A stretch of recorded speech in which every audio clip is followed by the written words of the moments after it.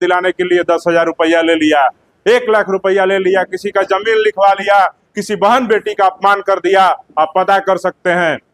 हम लोगों ने अपनी पूरी जवानी इसमें लगा दी है। अध्यक्ष भी रहा करते थे, उन लोगों ने भी चंद्रशेखर सिर्फ जैसे संगठन का निर्माण नहीं होता और उत्तर प्रदेश जैसे देश के सबसे बड़े राज्य में बहुजन समाज की बेटी कुमारी मायावती जैसी महिला 4 बार उस प्रदेश की मुख्यमंत्री नहीं बनती। ये आप सबको सोचने और समझने की आवश्यकता है। तो ये जो घटना आज हुई है, ये घटना, तो मैं भीम आर्मी का प्रदेश अध्यक्ष हूँ। मुझे याद है जब बिहार में भीम आर्मी की स्थापना हुई थी तो चंद्रशेखर आजाद जी जब बिहार की राजधानी पटना में उनका एक कार्यक्रम था और वहां से उनको मोतिहारी जाना था, तो उस दौरान भी इसी प्रकार के कुछ अपने ही समाज के लोग जो पूर्व में भीम आर्मी के प्रदेश अध्यक्ष भी रहा करते थे, उन लोगों ने भी चंद्रशेखर आजाद जी के ऊपर इसी प्रकार से घेराबंदी करने का प्रयास, उनको अपमानित करने का प्रयास किया था। तो क्या चंद्रशेखर आजाद अगर रुक गए होते, ये घटना मैं 2018 की बात बता रहा हूँ, 2018 में चंद्रशेखर आजाद उन जो रोकने वाले लोग हैं उनके रोकने से अगर रुक गए होते तो आप बताइए कि क्या बक्सर जिला में भीम आर्मी का ये कारवा खड़ा हो पाता? यहाँ पे जो हमारे सैकड़ों भाई बैठे हैं, क्या आप सब जैसे लोग, आप जैसे लोग नौजवान शान से जो नीला गमछा कंधे पे डाल करके और मूंछ ऐंठ करके जैसे आप चलते हैं, क्या ये दौर आपको देखने को मिलता? नहीं मिलता। तो हम इस घटना से घबराए नहीं हैं। हमारे नेता चंद्रशेखर आजाद जी को डराने के लिए उन पे गोलियां चलाई गई, उनके तरह तरह के तरीके से उनको अपमानित करने का काम किया गया, लेकिन चंद्रशेखर आजाद जी न अपने धारा से, न विचारधारा से, न संगठन को बढ़ाने से रुके। तो मैं भी आप सबके बीच में, आप बक्सर की धरती पे मैं आप सबके बीच में वादा नहीं दावा करता हूं कि जब तक जीवन मेरा रहेगा बहुजन समाज के लिए मैं सदैव कार्य करते रहूंगा। और बिहार के जो SC ST समाज के जो 22 जातियां हैं, जो बिहार में अब तक बिहार के पूर्व के नेताओं ने नहीं किया, जो बहुजन समाज में जन्म लिए, चाहे वो जगजीवन राम जी हो, चाहे वो रामविलास पासवान जी हो, जो ये एकता इस समाज की जो बड़ी जाति है, उन जातियों को जोड़ने का जो काम नहीं किए, मैं आप सबके बीच में कह देना चाहता हूं, मैं MLA बनूं, मैं MP बनूं, मैं मिनिस्टर बनूं, नहीं बनूं, हमें कोई फर्क नहीं पड़ता है। लेकिन जब मैं मरूंगा तो आप सब में से कोई भाई आप कहेगा कि अमर ज्योति एक शख्स था जो इसने बिहार के 22 जातियों को एकत्रित करने का प्रयास किया था। अगर मेरे हौसले को आज इन जो छोटे मोटे जो घटना से रोक देना चाहते हैं, मैं उन सबको भी बता देना चाहता हूं कि भाई संगठन है, और संगठन में जब तक आपके पास जिम्मेदारी थी, आप कैसे काम करते थे, नहीं काम करते थे, आप किस घटना पे जाते थे, किसी जिला में जाते थे, समीक्षा बैठक करते थे, नहीं करते थे, क्या करते थे, हमने कभी आपसे सवाल पूछने का काम नहीं किया। जब आप बक्सर के जिला अध्यक्ष थे, उस समय मैं भीम आर्मी का प्रदेश महासचिव हुआ करता था और बिहार के फाउंडर मेंबर में से हम लोग, मुझे याद है कि बक्सर में आकर के उनको जिला अध्यक्ष बनाने का काम किए थे, वो उस समय के जो प्रदेश अध्यक्ष थे उनके साथ। लेकिन हमने कभी जब प्रदेश अध्यक्ष बन गए, जिस भी जोड़ घटाव करके, हमने कभी उनका विरोध नहीं किया। जबकि बहुजन समाज में चंद्रशेखर आजाद जी ने प्रदेश अध्यक्ष के अलावा मुझे दलित महापंचायत चलाने की जिम्मेदारी दी, तो मैंने बड़े भाई का फर्ज निभाते हुए उनको फोन करके कहा कि भाई आइए दलित महापंचायत में दोनों भाई चलते हैं और अपने अपने समाज को अपने से आकर्षित करके उनको जोड़ने का काम करते हैं और बिहार में एक नया कारवा, भीम आर्मी का प्रदेश अध्यक्ष बने रहिए। मैं दलित महापंचायत चला रहा हूं और एक कार्यक्रम है, और साथ में मिल करके हम लोग बिहार में एक ऐसा कारवा खड़ा करें कि जो बिहार में पूर्व के बहुजन समाज में जन्मे नेताओं ने जो काम नहीं किया, बिहार के जो 38 रिजर्व सीटों से जीते हुए विधायकों ने काम नहीं किया, 6 रिजर्व सीटों से जीते सांसदों ने काम नहीं किया, वो काम हम लोग कर करके बिहार में दिखाते हैं और बिहार में भी बहुजन समाज को खड़ा करने का काम करते हैं। लेकिन मुझे दुख हुआ जब उन्होंने इस कार्यक्रम में लगातार कहने के बाद भी मैंने उनको कहा कि अगर आपको समय नहीं है तो मैं बक्सर आ जाता हूं, तो कहते थे कि नहीं मेरी बहन का शादी है, मैं कैमूर में हूँ, मैं कैमूर आ जाता हूँ। हमारे राष्ट्रीय अध्यक्ष जी ने भी फोन करके कहा कि तुम दोनों मिल करके बिहार में एक नया इतिहास बनाओ, एक नया कारवा स्टार्ट करो और जो काम अब तक नहीं हुआ है उसको बिहार में तुम दोनों करो। लेकिन मुझे नहीं समझ में आता है कि भाई को कौन लोग गाइड कर रहे थे, कौन उनको मार्गदर्शन दे रहे थे, उन्होंने इस काम को करने से मना कर दिया। और उसके बाद मैं अकेला दलित महापंचायत बिहार के सारे जिलों में हमने करने का काम किया, जहां जहां भी गया। उसके बाद आप क्या किए नहीं किए, संगठन तो कार्य देखता है। अगर आज मैं भीम आर्मी का प्रदेश अध्यक्ष हूँ, बिहार के 38 जिलों में संगठन खड़ा करने में अगर मैं नाकाम होता,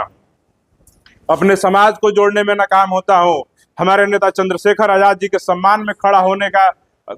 काम में अगर मैं नाकाम होता हूँ, तो क्या मेरा हक है कि मैं प्रदेश अध्यक्ष बने रहूं? नहीं।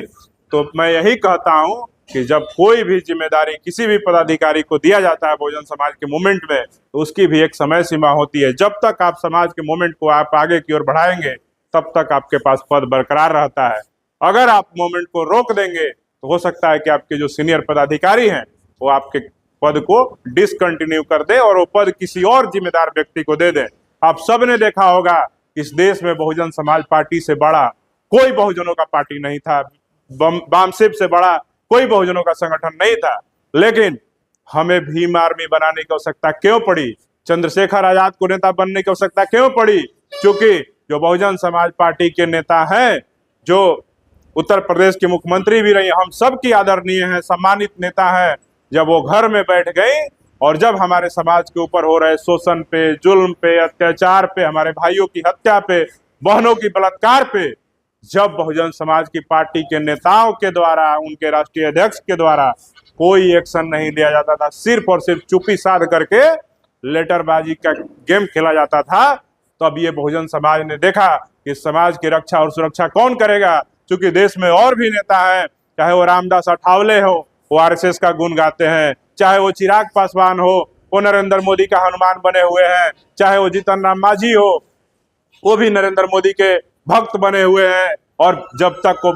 केंद्र सरकार में मंत्री नहीं थे, तब तक वो कहते थे कि बिहार में मुसहर समाज के ऊपर शोषण हो रहा है, जुल्म हो रहा है, शराब के चक्कर में इन सबको जेल भेज दिया जा रहा है। लेकिन जब से मंत्री बन गए हैं, हमको तो पता ही नहीं चलता है कि क्या मांझी जी ने सारे मुसहर समाज के लोग जो शराब के केस में जेल गए हैं, क्या उनको रिहा करवा दिए, कि उनको आंख बंद हो गई, या वो सारा समाज को भूल गए? तो ऐसे लोगों के होने के बाद भी इस देश में भीम आर्मी बनाने की नौबत क्यों पड़ी? आप सबको समझने की आवश्यकता है कि इस देश में हो रहे समाज के ऊपर शोषण, जुल्म, अत्याचार, अन्याय पे अगर कोई मजबूती के साथ संगठन लड़ने का काम किया 2017 में, तो नाम था भीम आर्मी संगठन, जो उत्तर प्रदेश के सहारनपुर के छुटमलपुर से, घड़कौली से ये संगठन आता है। और संगठन चल करके, हमको याद है चंद्रशेखर आजाद जी जब जेल में बंद थे सहारनपुर में, हम लोगों ने जाकर उनसे मुलाकात किया और उन्होंने कहा कि बिहार के अंदर जाकर के भीम आर्मी को तुम लोग चलाओ और वहां पे एक बहुजन समाज का करवा खड़ा करने का काम करो।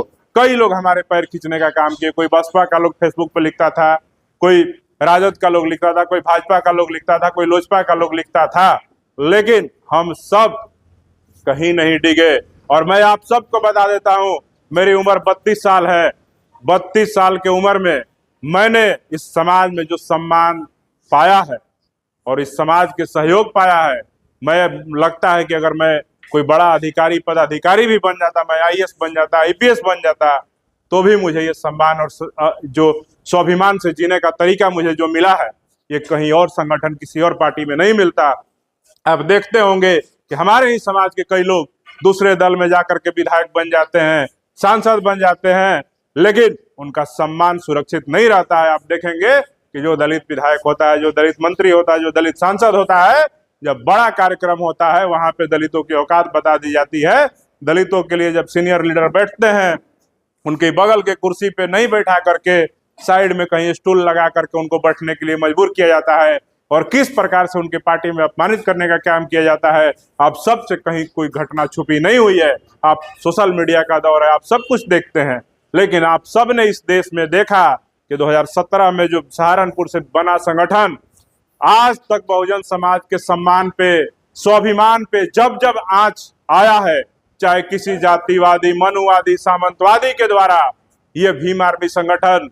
पीठ अपना नहीं दिखाने का काम किया, बल्कि चंद्रशेखर आजाद के नेतृत्व में अपना सीना आगे कर करके मनुवादियों से, सामंतवादियों से, जातिवादियों से लड़ने का काम किया। इसलिए आज ये संगठन मजबूती के साथ खड़ा है, और इस संगठन को खड़ा करने में हम सब लोगों ने अपना तन, मन और धन दिया है। आप पूरे बिहार के अंदर पता कर सकते हैं कि अमर ज्योति ने, अपने समाज के किस व्यक्ति को न्याय दिलाने के लिए 10,000 रुपया ले लिया, 1 लाख रुपया ले लिया, किसी का जमीन लिखवा लिया, किसी बहन बेटी का अपमान कर दिया। आप पता कर सकते हैं।